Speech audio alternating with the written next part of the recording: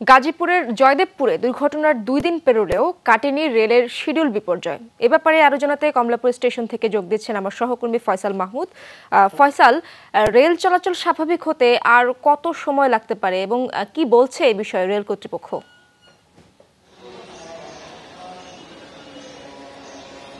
Rail Ishrat, আমরা এখানে এসেছি এবং দেখছি যে এখানকার পরিস্থিতি, তবে সুনির্দিষ্ট কোনো তথ্য আমরা এখনো পাইনি।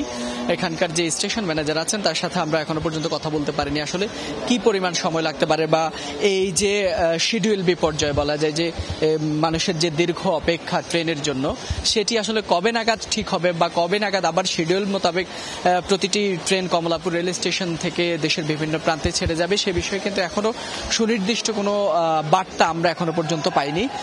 এখনো পর্যন্ত বলা যায় যে সেই ট্রেন দুর্ঘটনার পরে গাজীপুরের জয়দেবপুরে তারপর থেকেই কিন্তু আমরা দেখছি যে প্রায় উত্তরবঙ্গের বিশেষ করে যে সকল ট্রেনগুলো আছে প্রায় প্রতিদিনই কিন্তু সেই ট্রেনগুলো বিলম্বিত হচ্ছে এবং বলা যায় যে বেশ 5-6 ঘন্টা, 7 ঘন্টা, 8 ঘন্টা বা 10 ঘন্টাও এরকম আমরা দেখেছি যে এক একটি ট্রেন বিলম্বিত করে গেছে।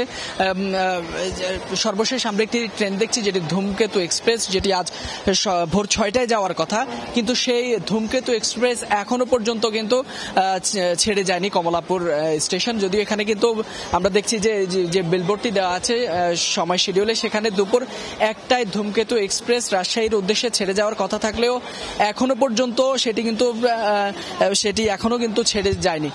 বলা যায় শুধু ধূমকেতু এক্সপ্রেস নয়, উত্তরবঙ্গের যে সকল ট্রেন আছে প্রায় সবগুলো ট্রেনই কিন্তু বিলম্বিত হচ্ছে এবং দেরি করেই কিন্তু ছেড়ে যাচ্ছে কমলাপুর স্টেশন। তবে আপনাকে অনেক ধন্যবাদ।